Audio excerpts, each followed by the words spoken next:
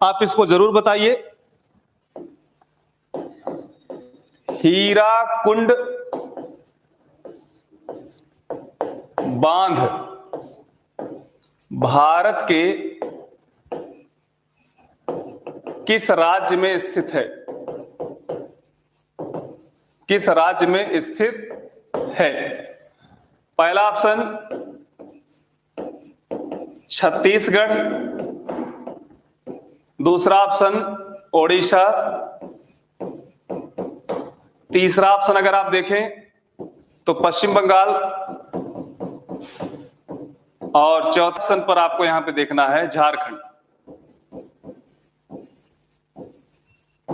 हीराकुंड बांध भारत के किस राज्य में स्थित है?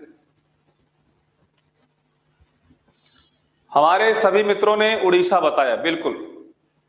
पंकज जी आप छत्तीसगढ़ बता रहे हो, ऐसा क्यों? और साक्षी जी आप बता रही हैं कि उत्तराखंड में सतलज नदी पर है, यह गलत है। हमारे सुशील जी बता रहे हैं महानदी पर है, तो महानदी आपका सही है ना? महानदी बिल्कुल सही है। तो ध्यान दीजिए उड़ीसा में है, कहां पर? महानदी पर। यह वाला आपका ऑप्शन सही है। कहीं ना कहीं ध्यान से पढ़ने की आवश्यकता है सभी लोगों को, है ना? हाँ, इसी तरह बढ़िया जवाब दीजिए। अब अगला प्रश्न है, ध्यान दीजिए, प्रश्नों के माध्यम से चीजों को हम आपको समझाएंगे। यहां पर प्रश्न है, उरी परियोजना, उरी परियोजना भारत के किस राज्य में है? भारत के किस राज्य में है? यह आपके सामने है, उरी परियोजना भारत के किस राज्य में? पहला ऑप्शन है लद्दाख, दूसरा ऑप्शन है जम्मू एंड कश्मीर, तीसरा ऑप्शन है पंजाब, और चौथा ऑप्शन है हिमाचल प्रदेश। बताइए सभी लोग, उरी परियोजना भारत के किस राज्य में स्थित है? लद्दाख में है, जम्मू कश्मीर में, पंजाब में, हिमाचल प्रदेश में?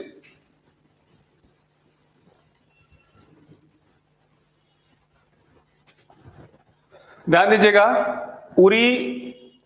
उरी जो आपका है ये बारामूला जिला में स्थित है। कहां स्थित है? बारामूला जिला में स्थित है। और बारामूला जिला कहां का है? जम्मू कश्मीर का, इसलिए इसमें जम्मू कश्मीर आपका सही है ना? उरी का नाम सुने होंगे, है ना? और ये जो आपका उरी है, ध्यान दीजिए, ये जो आपका उरी है ये किस नदी पर है? तो झेलम नदी का नाम सुने होंगे। झेलम नदी, झेलम नदी पर जम्मू कश्मीर के बारामूला जिला पर स्थित है उरी परियोजना। हो गया? बिल्कुल, इसको आप लोग लिख लीजिएगा अपना। उरी परियोजना भारत के किस राज्य में है? जम्मू कश्मीर में।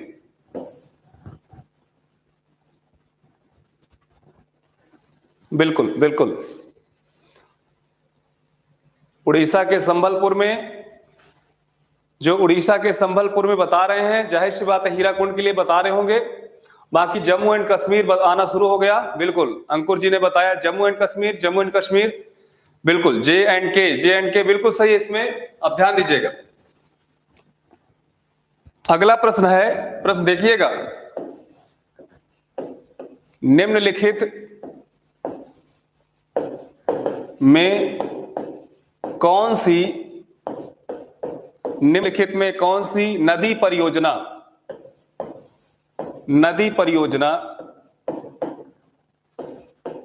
जम्मू एंड कश्मीर की नहीं है? ठीक, पहला ऑप्शन ध्यान दीजिए, तुलबुल परियोजना,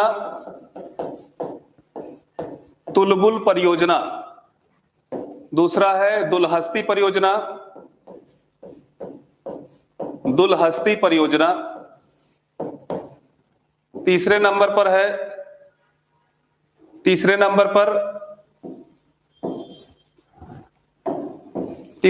पर आपका है सामने, हम सोच रहे उरी को ना लिखें, दूसरा कुछ लिख दें, तो तुलबुल हो गया, दुलहस्ती हो गया, किशन गंगा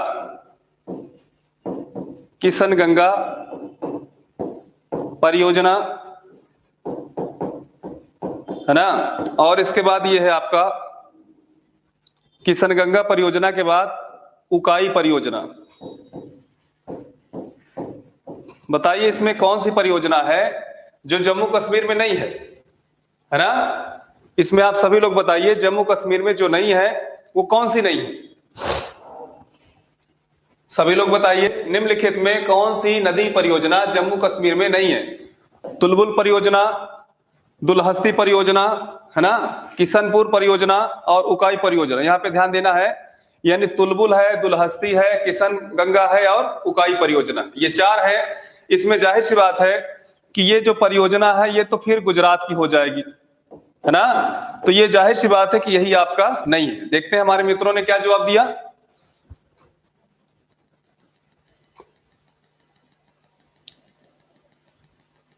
बिल्कुल बिल्कुल झेलम नदी पे है, सही है, कोई दिक्कत नहीं, हो गया।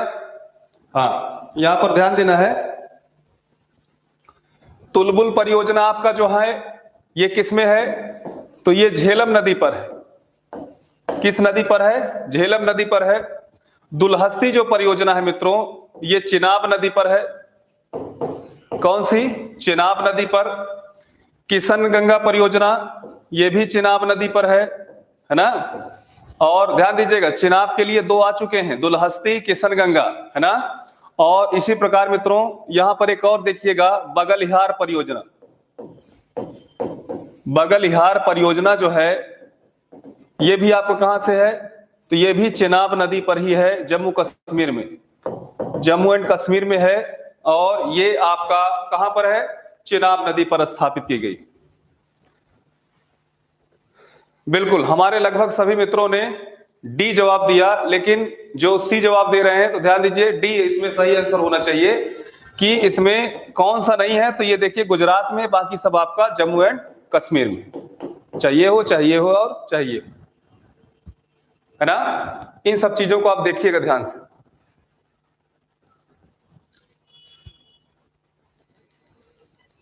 बिल्कुल, आइए अगले प्रश्न की ओर बढ़ते हैं। प्रश्न आपके सामने है, मेजा नदी परियोजना। मेजा नदी परियोजना किस राज्य से संबंधित है? किस राज्य से संबंधित है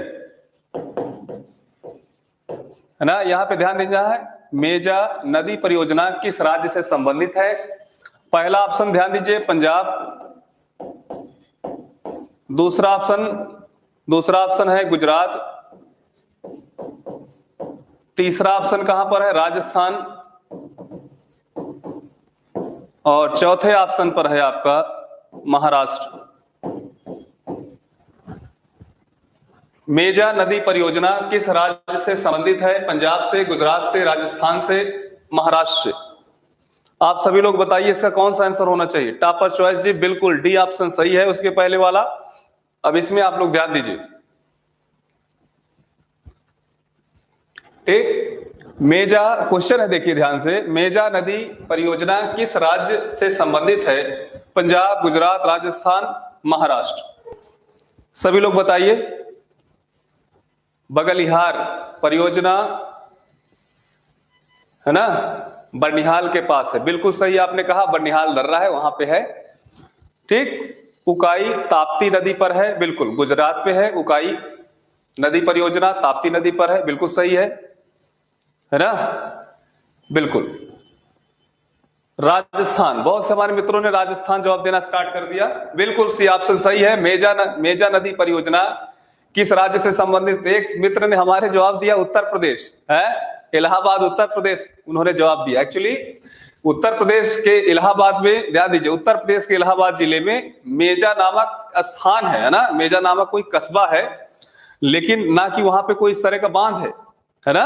हाँ, तो राजस्थान में ध्यान दीजिएगा, राजस्थान में एक जिला है भीलवाड़ा, भीलवाड़ा जिला है। और ये जो मेजा नदी परियोजना है, ध्यान दीजिएगा, तो मेजा नदी जो परियोजना है ये भीलवाड़ा जिले में है ना।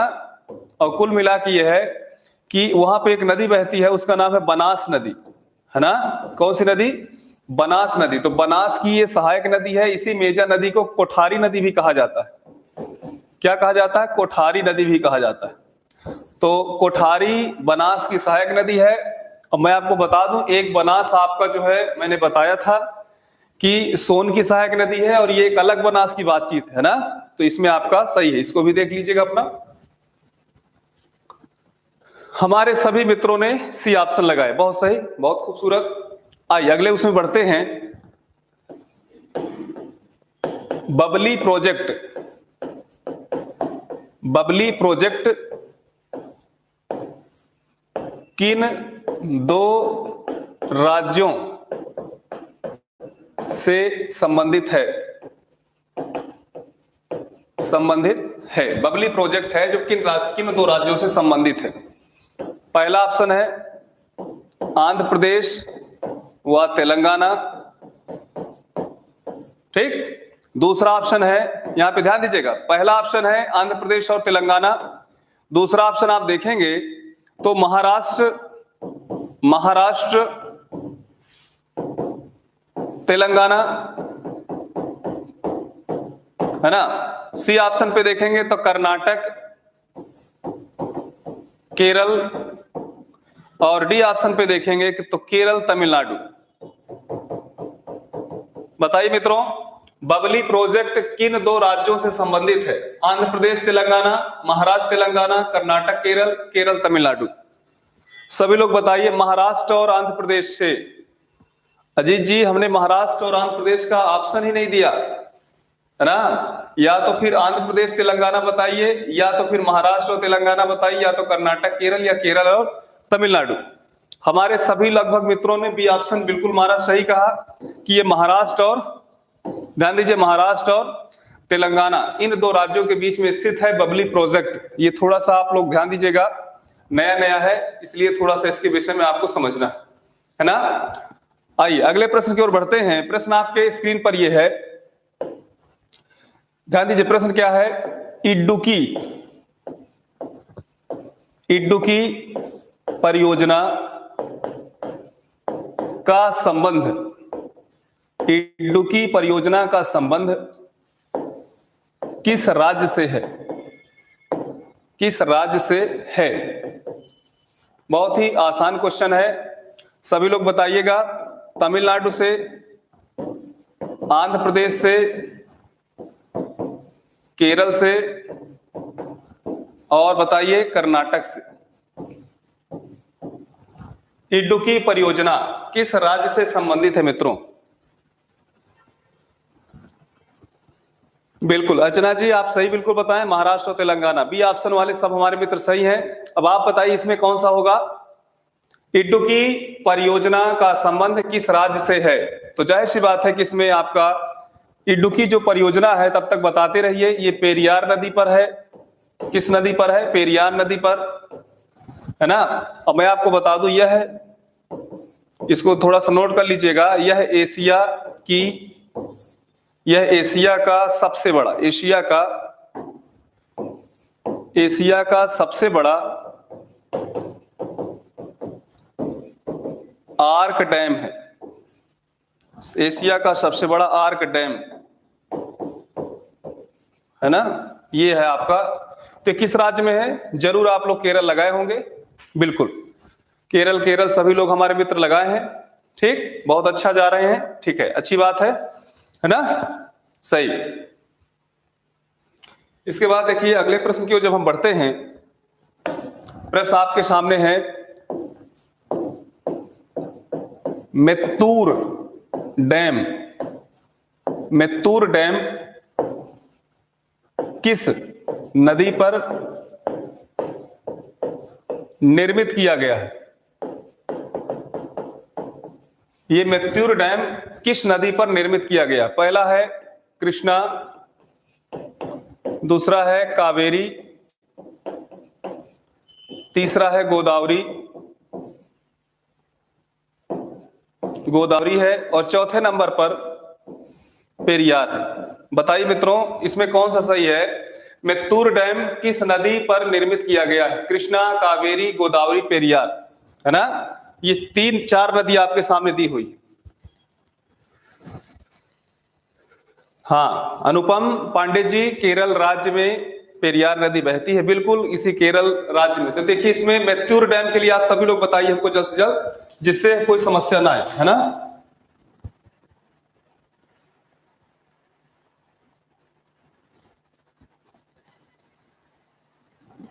मैत्तूर डैम हम आपको बता दें, ये कावेरी नदी पर है। किस नदी पर? कावेरी नदी पर, और तमिलनाडु राज्य पर स्थित है ना? इसका मतलब आपका ये वाला ऑप्शन सही। मैत्तूर डैम किस नदी पर निर्मित है? तो कावेरी नदी पर, और ये तमिलनाडु राज्य पर स्थित है ना? जाहिर सी बात है कि आप सभी लोग बता देंगे।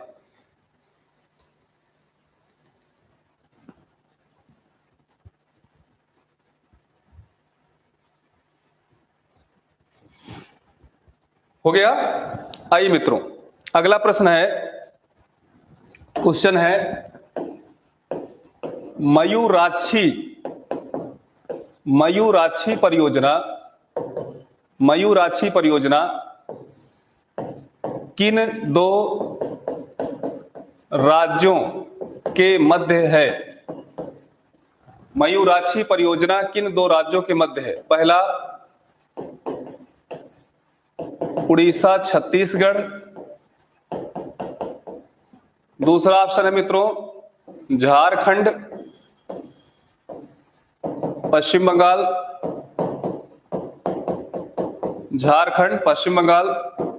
तीसरा ऑप्शन है आपके सामने महाराष्ट्र गोवा, और चौथे ऑप्शन पर है राजस्थान गुजरात। ध्यान दीजिए, कोई मयूराक्षी नदी है जो मैं आपको हिंट दे रहा हूं, छोटा नागपुर पठार से निकलती है ना? इसमें आपको बी सही है। कौन सा सही है मित्रों? बी सही, बिल्कुल आपने सही पहचाना, बी सही है, झारखंड और पश्चिम बंगाल। एक्चुअली मयूराक्षी नदी है जो छोटा नागपुर पठार से निकलती है, और इसी नदी पर ही झारखंड और पश्चिम बंगाल के बॉर्डर पर इस परियोजना को निर्मित किया गया है ना मित्रों? ये चीज है। अगला है नागार्जुन परियोजना किस नदी से संबंधित है? किस नदी से संबंधित है? ध्यान दीजिएगा, नागार्जुन परियोजना किस नदी से संबंधित है? पहला ऑप्शन है महानदी, दूसरा है, ध्यान दीजिए, दूसरा है गोदावरी, कृष्णा लिख लीजिएगा, तीसरा गोदावरी लिख लीजिएगा, और चौथे नंबर पर कावेरी लिख दीजिएगा। सभी लोग बताइए कि जो नागार्जुन परियोजना है किस नदी से संबंधित है? महानदी, कृष्णा, गोदावरी और कावेरी। अर्चना जी, राजकुमार जी, बहुत सब लोग अच्छा जा रहे हो, बहुत अच्छे से हैं, ठीक है? हाँ ठीक है, लेकिन अब इसमें बताइए कि इसमें कौन सा सही होगा? नागार्जुन परियोजना के लिए क्या भी बी ऑप्शन आप लोग चूज कर रहे हो? बिल्कुल आप लोग बताइए। ठीक, तो नागार्जुन परियोजना, ध्यान दीजिएगा, ये मित्रों ध्यान दीजिए, यहां पे आंध्र प्रदेश व तेलंगाना के बॉर्डर पर स्थित है। तेलंगाना के बॉर्डर पर स्थित है कौन? ये आपका नागार्जुन परियोजना, ये आंध्र प्रदेश और तेलंगाना के बॉर्डर पर स्थित है। अब तो बता दीजिए ये कौन सा होगा? कृष्णा नदी। कौन सा होगा मित्रों? कृष्णा नदी, बिल्कुल सही आप लोग जा रहे हो, कृष्णा नदी, है ना? बिल्कुल सभी आप लोग अच्छे से क्लियर हो गया आपका। इसके बाद बताइए शिवा समुद्रम, अगर हम इसी में देखिए, ये तो बहुत ज्यादा हम पढ़ाई के वक्त ही बता दिए थे। शिवा समुद्रम परियोजना, बताइए इस परियोजना का संबंध किस नदी से है? तो ध्यान दीजिए, कावेरी नदी, ये हम आपको बता चुके थे, इसलिए इसको हम बहुत कंसाइज में बता रहे हैं, और ये आपका है कर्नाटक में। है ना, कर्नाटक। ध्यान दीजिए, शिवा समुद्रम परियोजना कावेरी नदी और कर्नाटक पे आपका ये स्थित है, इसको देखना है आपको।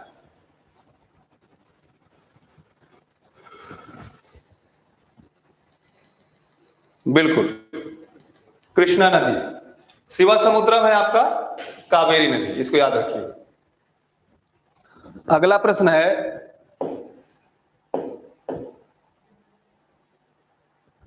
अगला प्रश्न है मित्रों, ध्यान दीजिएगा,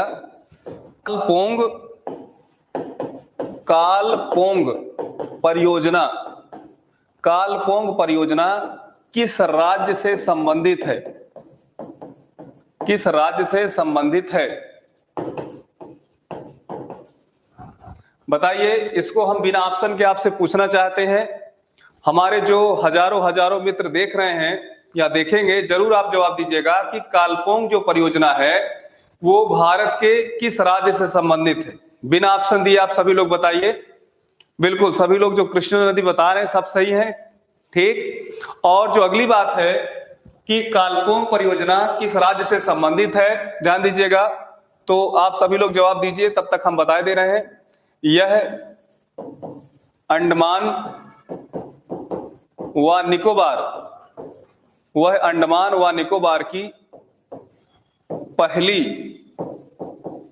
पहली जल परियोजना है ना।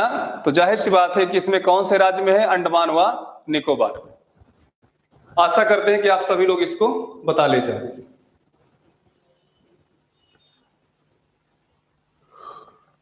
हो गया? बिल्कुल, सब लोग बताते जाइएगा।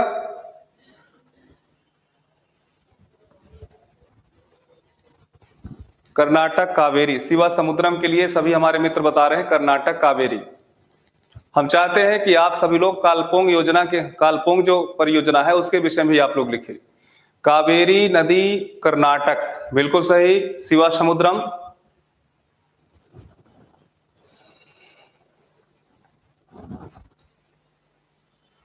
हमारे मित्रों ने, हाँ अरविंद जी, सिक्किम नहीं है। हाँ मैं मानता हूं कि उसी तरह का नाम है, लेकिन यहां सिक्किम नहीं होगा, अंडमान निकोबार होगा।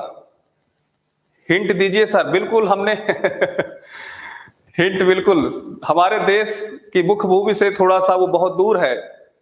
हाँ शिवम जी बोले हिमाचल प्रदेश में, नहीं, हिमाचल प्रदेश में कालपोंग नहीं है ना, वहां पर पोंग है।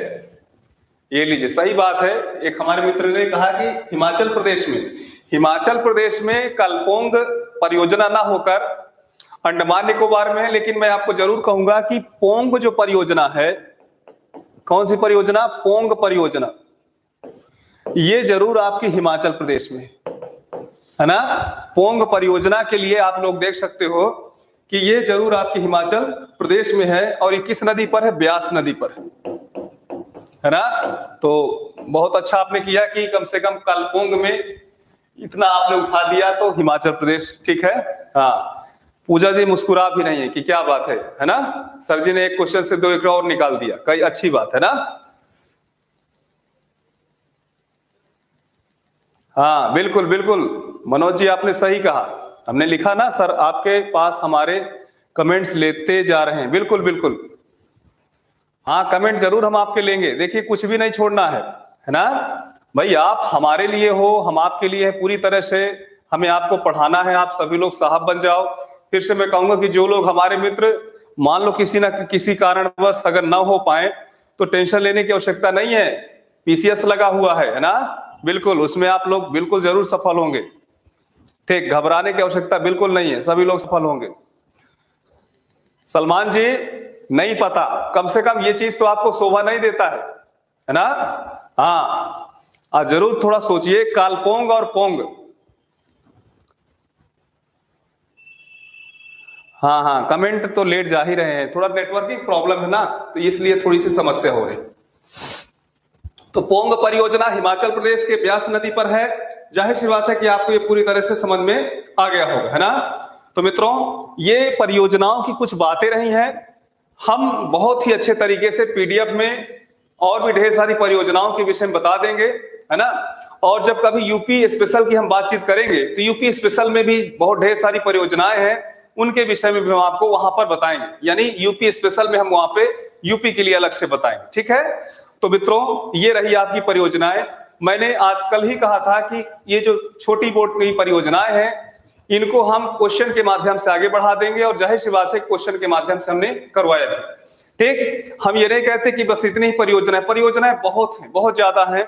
बस ये है कि कम से कम अगर आप इतना भी याद रखोगे तो जब आप ऑप्शन में कम से कम 3 ऑप्शन आपको पता होगा तो चौथा ऑप्शन नहीं भी पता होगा तो फिर आप उसको पता कर सकते हो, है ना। तो आशा करते हैं कि आपको बहुत ही अच्छे तरीके से समझ में आ गया होगा। मित्रों एक और जानकारी, अब जैसे नदी हम लोग पढ़े, नदी के बाद फिर हमने सिंचाई पढ़ा, सिंचाई के बाद आपने देखा कि किस प्रकार हमने डैम्स को भी पढ़ा। तो नियम तो यह है कि कहीं ना कहीं झीलों को पढ़ा जाए। किसको पढ़ा जाए मित्रों? झीलों को पढ़ा जाए। लेकिन मैं अपनी तरफ से आपको बोलता हूं कि जैसे ही हमारी एग्रीकल्चर समाप्त हो जाएगी, है ना, क्या समाप्त हो जाएगा, यानी सॉइल एंड एग्रीकल्चर को हम समाप्त कर देंगे, तो फिर अब आपको समझना है कि हम यूपी को भी थोड़ा सा हम लोग पढ़ लेंगे पहले, और यूपी को पढ़ने के बाद यूपी में भी ढेर सारे ताल हैं, कहाँ सुरहा ताल है, कहाँ सुर सरोवर है, कहाँ गोमत ताल है, इन सब चीजों के विषय में भी हम आपको वहां बताना चाहते हैं। तो हम ये सोचते हैं कि इस टॉपिक को हम वहां से भी और यहां से भी आपस में जोड़ के उसे लिंकअप करके पढ़ाएंगे तो आपको कोई समस्या नहीं होगी। मैं मानता हूं कि नियमता तो यह है कि सर नदी के बाद आप झील को जरूर पढ़ाना चाहिए, है ना। तो इस चीज पर थोड़ा सा भरोसा रखिए, मैं जरूर पढ़ाऊंगा, जो भी पढ़ाऊंगा बहुत अच्छे से, बहुत स्ट्रेटजी के साथ पढ़ाऊंगा। अगर आप इतना भरोसा करते हैं तो जाहिर सी बात है इस पर थोड़ा सा आप लोग विचार करिएगा। ठीक, मैं ये नहीं कह रहा पढ़ाऊंगा नहीं, मैं ये कह रहा हूं कि हम तुरंत जो है, चूंकि थोड़ा सा टॉपिक इंपॉर्टेंट है एग्रीकल्चर और क्या कहते हैं सॉइल वगैरह, तो उसको आज हम लोग डिजाइन करके पूरी तरह से पढ़ लेते हैं। फिर यूपी स्पेशल को हम पढ़ डालेंगे। यूपी स्पेशल के बाद फिर कहीं ना कहीं यूपी की नदियां और भारत की नदियों की, यूपी की झीलें और भारत की झीलों को हम साथ में लेकर चलेंगे।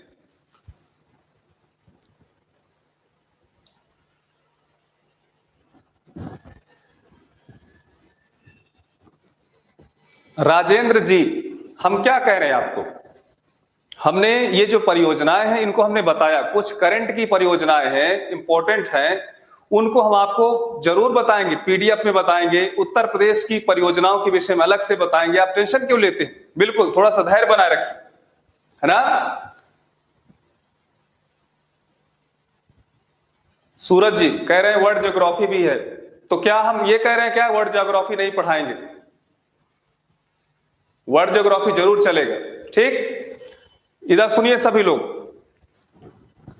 20 फरवरी तक, ध्यान दीजिएगा, 20 फरवरी तक हम इंडिया को और यूपी को समाप्त कर लेंगे।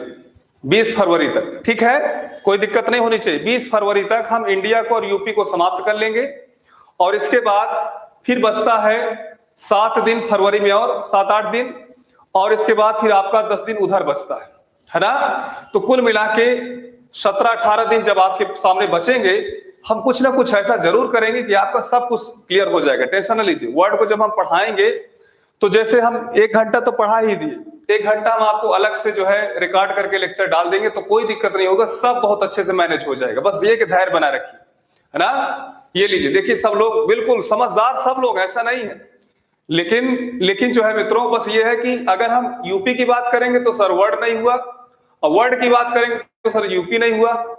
तो कुल मिला के ये है कि पढ़ना आपको है, आपसे यूपी से क्या मतलब। अभी तो हमारे एक मित्र देश बोलेंगे अभी सर जी अभी अंतरिक्ष भी नहीं हुआ तो पढ़ाया जाएगा, आप धैर्य रखिए, बिल्कुल पढ़ाया जाएगा, कोई टेंशन वाली बातचीत नहीं है ना। जो सामने आया उसको पहले तो खाइए, है ना, बिल्कुल। हाँ, तो ठीक रहेगा ना, बिल्कुल। फसलों की किस्में, अरे फसलों की किस्मों की क्या बात करते हैं, कौन कौन सा रोग लगता है, कौन कौन सा कीड़ा लगता है, उसमें भी हम आपको बताएंगे, टेंशन न लीजिए, है ना।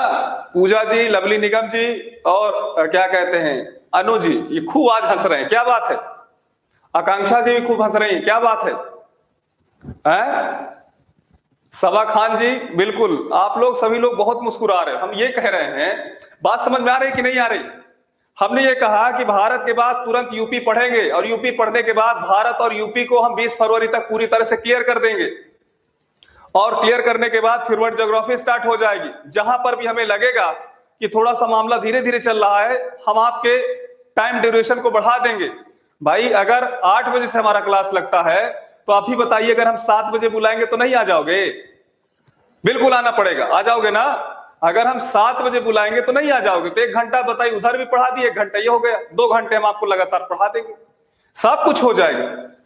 मैं कल इसीलिए तो आपको बोला था कि 24 घंटे हर बंदे को मिलते हैं, चाहे वो बहुत ही जनसामान्य हो, चाहे वो बहुत ही इंपॉर्टेंट हो, सबको 24 घंटे मिलते, किसी को 26 घंटा या 48 घंटा नहीं मिलता है। तो बस ये है कि हम लोगों को मिला, उसको जरूर दूर किया जाएगा। ठीक, तो सब बातों से सहमत है ना आप सभी लोग? बिल्कुल। देखिए बहुत अच्छे से भी समाप्त हो जाएगा, हम कहीं देखिए भाग दौड़ नहीं कर रहे हैं, हम तो आपको बिल्कुल सजेशन दे रहे हैं। बस ये है कि बाकी जो विषय हैं उनको भी अपना अच्छे से मैनेज करते जाओ, और यहां पर तो हम आपको बिल्कुल कर देंगे। ठीक है, स्टार्ट कर रहे हैं त्रिभुवन जी पूरी तरह से, ये लीजिए स्टार्ट कर रहे हैं पूरी तरह से, इसको समझिएगा। सबसे पहली बात तो यह है कि हेडिंग लगा लीजिएगा आप सभी लोग, भारतीय मृदा, है ना? इस टॉपिक में पहले सबसे पहले हम पढ़ेंगे इंडियन सॉइल। ये आपके सामने है भारतीय की मिट्टी, है ना, यानी भारतीय मृदा। आइए इसमें क्या देखना है कि क्या क्या चीजों को पढ़ना है खास तौर पे। देखिए सबसे पहली बात तो यह है कि मृदा की परिभाषा को देखना है, यानी मृदा की डेफिनेशन होगी, फिर मृदा का जो संगठन होगा, है ना, मृदा का संगठन। दूसरी बात यह है, संगठन में खास तौर पे 2 घटक आएंगे, एक आपका जैविक और दूसरा आपका होगा अजैविक, है ना। डेफिनेशन होगी, स्ट्रक्चर होगा, बायोटिक कंपोनेंट्स होंगे, अबायोटिक कंपोनेंट्स होंगे। इसके बाद तीसरे नंबर पे होगा मृदा जनन, है ना। हो सकता है कि ये पहली बार आप सुन रहे हो, मृदा का भी जनन होता है, जिसे क्या कहते हैं अंग्रेजी में? पेडोजेनेसिस कहते हैं। अगर किसी को कोई समस्या है तो ये शब्द की अंग्रेजी यहां पे लिखी हुई है, मृदा जनन। जब ये चीज पढ़ लेंगे तो इसके बाद फिर क्या पढ़ेंगे, है ना, इसके बाद मित्रों पढ़ेंगे मृदा परिच्छेदिका। मृदा परिच्छेदिका, है ना, बिल्कुल मृदा परिच्छेदिका पढ़ेंगे। इसी को क्या कहते हैं? सॉइल प्रोफाइल कहते हैं। यहां पे ध्यान दीजिएगा, ये थोड़ा सा आपका ये ऐसे होना चाहिए,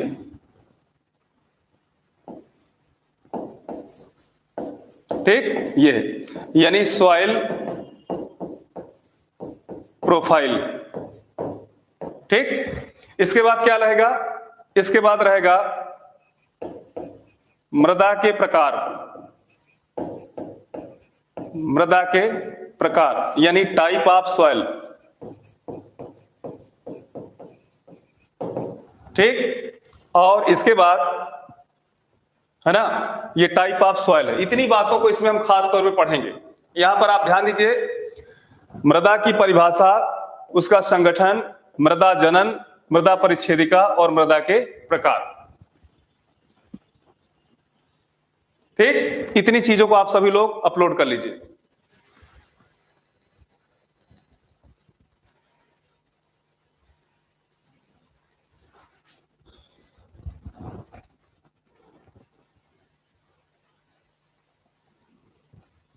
बिल्कुल बिल्कुल हो गया। ये आपके सामने पहले नंबर पे हम क्या पढ़ेंगे? डेफिनेशन। दूसरे नंबर पर क्या पढ़ेंगे? संगठन। तीसरे नंबर पर क्या पढ़ेंगे? मृदा जनन। चौथे नंबर पर आपका रहेगा मृदा परिच्छेदिका।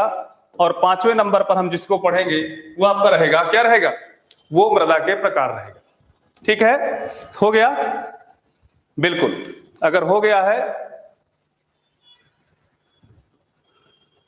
ठीक, आइए शुरुआत किया जाए। जब शुरुआत करेंगे तो सबसे पहली बात ध्यान दीजिएगा, ये जो मृदा है आप इसको और क्या कह सकते हो, मिट्टी कह सकते हो, है ना। मृदा को क्या कह सकते हो, मिट्टी कह सकते हो, या अपनी भाषा में माटी कह सकते हो, है ना। यानी इन सब का मतलब अंग्रेजी में क्या होता है, सॉइल होता है। क्या होता है, सॉइल। यानी मृदा की जब आप परिभाषा आप समझते हो तो जाहिर सी बात है कि इसे क्या कहते हैं, सॉइल कहते हैं। ठीक, तो ध्यान दीजिए, ये जो आपका सॉइल है, ये ध्यान दीजिएगा, ग्रीक भाषा में, किस भाषा में, ग्रीक भाषा में, ग्रीक भाषा में ये किस शब्द से मिलके बना है, सोलम। ये सोलम शब्द से मिलके बना है। ठीक, किससे मिलके बना है, सोलम शब्द से मिलके बना है। और इसका जो अर्थ होता है, इसका मतलब होता है फर्श। क्या होता है, फर्श। ठीक, आप एक बात ध्यान दीजिएगा, मृदा को चाहे मिट्टी कहिए चाहे माटी कहिए, इसे अंग्रेजी में क्या कहेंगे, सॉइल कहेंगे। सॉइल ग्रीक भाषा के सोलम शब्द से बना है और इसका मतलब होता है फर्श। ठीक, वही मित्रों दूसरी ओर देखिएगा, सॉइल को लैटिन, है ना, लैटिन भाषा में क्या कहेंगे, पेडो कहेंगे, पेडो। और पेडो का जो अर्थ होता है, यानी ये पेडो शब्द से मिलके बना है, और पेडो का जो अर्थ होता है उसका मतलब होता है ऊपरी परत, है ना, यानी अपर लेयर। अब अगर देखिए फर्श का मतलब क्या होता है, फर्श का मतलब होता है कि जिसमें हम लोग चलते हैं, यानी हमारी पृथ्वी की ऊपरी परत है, उसी को हम फर्श कहते हैं, इसको अपर लेयर कहते हैं। तो कुल मिला के दोनों का मतलब तो बराबर ही हुआ, है ना। तो ध्यान दीजिएगा, यहां पर आपको समझना है कि जो मिट्टी है वो ग्रीक भाषा में ये कही जाती है और लैटिन भाषा में आपका ये कही जाती है। तो इसके विषय में आप परिभाषा लिख सकते हैं, है ना। परिभाषा क्या होगी, मृदा, ध्यान दीजिएगा, मृदा चट्टानों का सूक्ष्मतम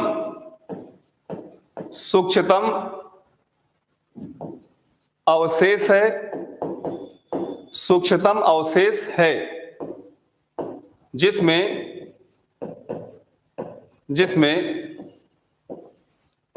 अजैव, ध्यान दीजिएगा, जिसमें अजैव ना लिख के पहले लिखिएगा जैव, जिसमें जैव व अजैव घटकों की उपस्थिति के कारण, जैव व अजैव घटकों की उपस्थिति के कारण, है ना, मृदा में जीव जंतुओं व पेड़ पौधों को जीवन प्राप्त होता है। यानी मृदा पहले है क्या, मृदा चट्टानों का सूक्ष्मतम अवशेष है, जिसमें जैव तथा अजैव घटकों की उपस्थिति के मौजूदगी में मृदा में जीव जंतुओं व पेड़ पौधों को जीवन प्राप्त होता है। ध्यान दीजिएगा मित्रों, प्राप्त होता है। इसीलिए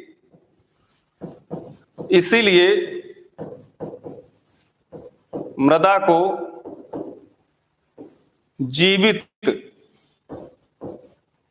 को जीवित तंत्र, है ना, जीवित तंत्र को क्या कहते हैं, लाइव सिस्टम कहा जाता है। आप इसको नोट करिए तुरंत, मृदा चट्टानों का सूक्ष्मतम अवशेष है, जिसमें जैव तथा अजैव घटकों की उपस्थिति के कारण, है ना, किसके कारण मित्रों, जैव व अजैव घटकों की उपस्थिति के कारण मृदा में जीव जंतुओं व पेड़ पौधों को जीवन प्राप्त होता है, इसीलिए इसे जीवित तंत्र कहते हैं। याद रखिएगा, ये आपका मेन पॉइंट है। हो गया, हाँ ठीक। आज कुछ नेटवर्किंग प्रॉब्लम चल रही लगता है, हो गया ना। इसके अगले पड़ाव में लिखेंगे अगला पड़ाव क्या है? मृदा ग्रीक भाषा के सोलम शब्द, है ना, जिसका अर्थ क्या होता है? अर्थ होगा मित्रों फर्श। सोलम शब्द व लैटिन भाषा के पेडो शब्द, है ना, इसका मतलब होता है ऊपरी परत। लैटिन भाषा के यानी पेडो शब्द, इसका मतलब होता है ऊपरी परत से बना है, है ना। ये चीज हो गया, ये तीसरा पॉइंट हुआ। अगला पॉइंट लिखिएगा, मृदा से संबंधित वैज्ञानिकी अध्ययन को क्या कहते हैं? मृदा विज्ञान कहा जाता है। क्या कहा जाता है? मृदा विज्ञान यानी पेडोलॉजी कहते हैं। आप सभी लोग इसको नोट कर लीजिए।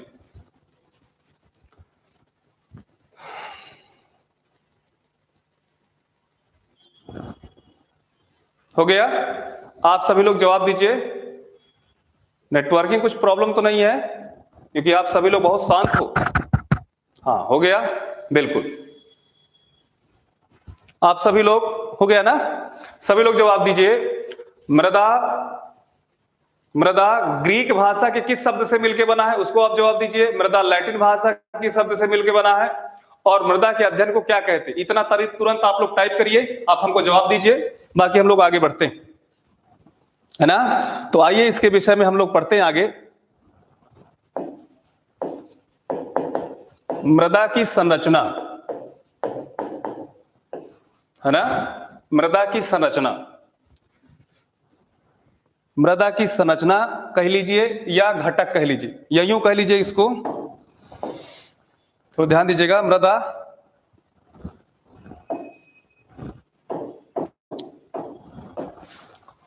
टाइप कर दिए आप सभी लोग?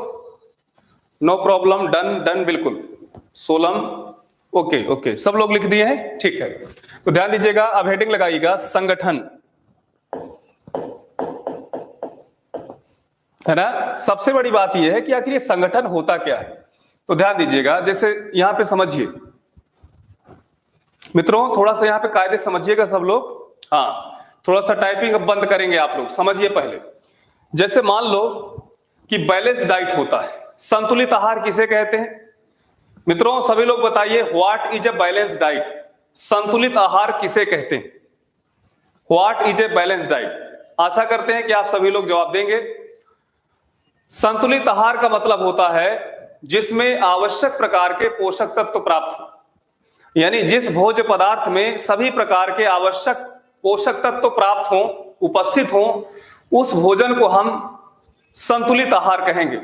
और उस संतुलित आहार का प्रयोग करके व्यक्ति शारीरिक रूप से, मानसिक रूप से और सामाजिक रूप से दुरुस्त रहता है। इसी को हम क्या कहते हैं? स्वस्थ शरीर कहते हैं। स्वस्थ शरीर किसे कहते हैं? स्वस्थ शरीर उसे कहते हैं जो फिजिकली, मेंटली और सोशली फिट हो, है ना। कोई व्यक्ति है देखने में कितना भी अच्छा हट्टा कट्टा लगे, लेकिन वो सामाजिक रूप से या समाज में किसी व्यक्ति विशेष पर या जीव विशेष पर घृणा करता है, तो कहीं ना कहीं एक उसके पास भी सोशल इविल है, ये बुराई है उसकी, अर्थात वो एक तरह की लिख सकते हैं कि वो एक इलनेस है। तो स्वस्थ शरीर वही होता है मित्रों जो फिजिकली रूप से, मेंटली रूप से और सोशलिक रूप से फिट हो, है ना। ये कैसे फिट हो सकता है? जब हम संतुलित आहार प्राप्त करते हैं, अर्थात संतुलित आहार प्राप्त करने के बाद ही व्यक्ति का शरीर कहीं ना कहीं तीनों तरह से फिट होता है। बिल्कुल, बहुत से मित्रों ने हमारे जो है जवाब दिया, बिल्कुल। अब दूसरी बात यह है कि आखिर हम ये बात क्यों कर रहे हैं? तो जैसे हमारा संतुलित आहार होता है, उसी तरह मिट्टी की जब हम बातचीत करें, संतुलित मिट्टी किसे कहते हैं? तो संतुलित मृदा या बैलेंस जो सॉइल होती है, उसका मतलब यह हुआ कि जिस प्रकार भोजन में आवश्यक पदार्थ होने चाहिए, उसी प्रकार मिट्टी में भी उत्पादकता के लिए, उसकी फर्टिलिटी के लिए, उसकी उर्वरता के लिए आवश्यक प्रकार के पोषक तत्व होने चाहिए। जैसे मिट्टी में मान लो मृदा जल ना हो, मृदा वायु ना हो, उसमें पोटास ना हो, उसमें नाइट्रोजनी पदार्थ ना हो, उसमें कैल्शियम ना हो, फास्फोरस ना हो, उसमें अम्लीयता व क्षारीयता बिल्कुल ना हो या थोड़ा सा हो। तो कुल मिला के यह है कि मृदा को भी कहीं ना कहीं आपको समझना है कि मृदा भी कहीं ना कहीं संतुलित रूप में हो सकती है। और अगर उसके साथ हम ज्यादती करते हैं, अगर आप सोचिए कि किसी जानवर के शरीर में ऑक्सीटोसिन का इंजेक्शन चुभा चुभा के हम ढेर सारा उससे दूध प्राप्त करते हैं, तो अगर मिट्टी में हम ढेर सारा फर्टिलाइजर का प्रयोग करते करते ढेर सारा अनाज बाहर उगा रहे हैं, निकाल रहे हैं, तो ध्यान दीजिएगा, उधर जानवर इंजेक्शन के माध्यम से दूध तो देगा ज्यादा से ज्यादा, लेकिन जिस दिन इंजेक्शन नहीं देंगे, जाहिर सी बात है कि वो दूध भी नहीं देगा। अर्थात उसका जो है, आपने देखा होगा, उसका जो स्वभाव है वो पूरी तरह समाप्त हो गया। इसी तरह मिट्टी है मित्रों कि जब तक हम उसमें रासायनिक खादों का प्रयोग तेजी से करेंगे तब तक तो उत्पादन बढ़िया होगा, लेकिन जिस दिन हम रासायनिक खादों का उपयोग नहीं करेंगे मित्रों, पूरी तरह से हमारी मिट्टी क्या हो जाएगी, अपनी जो मूल उत्पादकता है, जो आपकी क्या कहते हैं कोर, जो इसकी फर्टिलिटी है, वो पूरी तरह से डिस्ट्रॉय हो जाएगी। इसका मतलब यह है कि बिना रासायनिक खादों का छिड़काव किए फिर उत्पादन नहीं होगा, है ना। तो जाहिर सी बात है, इसमें भी आपको समझना है। तो प्रश्न यह भी बनता है कि क्या इंजेक्शन लगा लगा के जब दूध वगैरह बहुत ज्यादा निकाला जाता है, तो आप ही बताइए कि वो दूध जहरीला भी तो होता है। वो इतना जहरीला होता है कि जब बच्चे पीते हैं तो 5 साल का बच्चा 8 साल का दिखता है, 8 साल का बच्चा 12 साल का दिखता है, 12 साल का बच्चा 20 साल का दिखता है। कुछ इस प्रकार से एज में प्रॉब्लम आ जाती है ना। इसी प्रकार रासायनिक खादों से निकला हुआ जो अनाज होता है वो कहीं ना कहीं व्यक्ति के शरीर में, जानवरों के शरीर में कहीं ना कहीं प्रतिरोध, यानी ध्यान दीजिएगा, विपरीत असर डालता है। इसलिए हम कहेंगे कि मिट्टी में रासायनिक खेती, यानी रासायनिक जो, ध्यान दीजिएगा, जो केमिकल हम लोग प्रयोग करते हैं, ढेर सारे कीटनाशक दवाओं का प्रयोग करते हैं, तो उनकी जगह कहीं ना कहीं हमें जैविक खादों का प्रयोग करना चाहिए। तो कुल मिला के यह है कि जो संगठन होता है, इस संगठन में 2 स्वरूप है। पहला क्या है, जैव है, क्या है मित्रों, जैव है, और दूसरा अजैव है ना। तो जैव और अजैव, कल जब हम आएंगे तो सबसे पहली बात तो यह है कि आखिर ये बायोटिक कंपोनेंट्स क्या होते हैं और अबायोटिक कंपोनेंट्स क्या होते हैं, इनके विषय में हम आपको बहुत बेहतरीन तरीके से जब समझाएंगे, तब जाके पूरा का पूरा आपको ये संगठन जाके समझ में आएगा। लेकिन आप ये तुलना कर सकते हो कि स्वस्थ मृदा बिल्कुल उसी प्रकार है जैसे एक संतुलित आहार होता है। संतुलित आहार की तरह ही संतुलित मृदा होनी चाहिए। अर्थात जिस प्रकार संतुलित आहार में सभी प्रकार के आवश्यक तत्व होने चाहिए, उसी प्रकार मित्रों संतुलित मृदा में, स्वस्थ मृदा में सभी प्रकार के आवश्यक पोषक तत्व होंगे तो बढ़िया उत्पादन होगा। और अगर बढ़िया उत्पादन होना चाहते हैं तो जाहिर सी बात है उसके लिए संतुलित आहार यानी संतुलित चीजों का हमें प्रयोग करना पड़ेगा। तो ऑर्गेनिक खेती खास तौर पे बहुत अच्छी मानी जाती है, लेकिन हम अगर अचानक ऑर्गेनिक खेती को ही स्टार्ट कर देंगे तो इतनी बड़ी जनसंख्या को भोजन की आपूर्ति नहीं कर पाएंगे।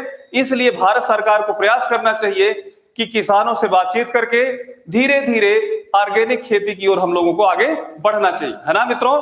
तो आज यहीं तक है, कल बहुत ही इंपॉर्टेंट टॉपिक स्टार्ट होगा और उसका नाम होगा मिट्टी। जरूर आप सभी लोग जुड़े अच्छे से, ठीक। और आज मैं फिर से कह रहा हूं, आज आप सभी लोग शाम को 1 घंटा अलग से निकालिएगा, और जब आप 1 घंटा निकालेंगे तो कुल मिला के जितनी भी नदियां हम आपको